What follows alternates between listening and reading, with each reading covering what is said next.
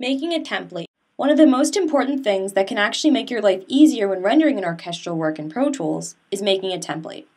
By creating this, you can actually save time by not repeating the same steps when starting your session and keeping all of your settings just the way you'd like them.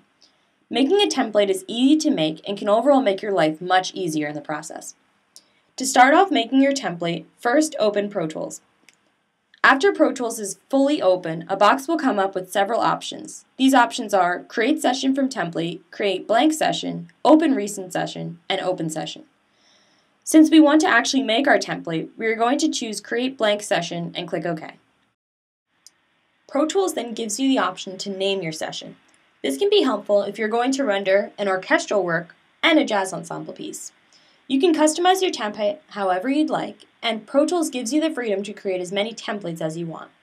Since we are going to work on rendering an orchestral piece, we will name the session My Orchestra Template and save it.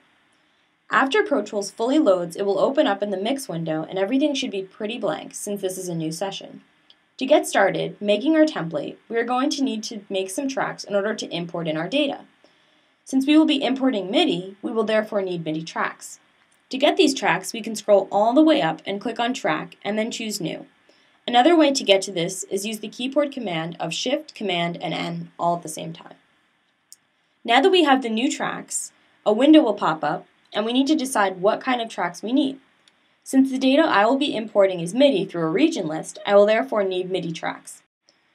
If you don't know how many instruments or parts are in your piece that you will be rendering, you can always create a base amount and add more later. For now, I'm going to add in 4 MIDI tracks for the purpose of teaching you how to make a template. So I'll type 4 in the Create New box, then drop down in MIDI, and collect selection of tracks.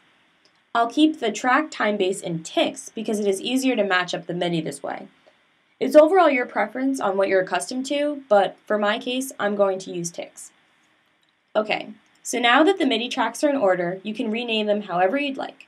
In this case, I'm going to name them for their instruments. I typically use when rendering a piece.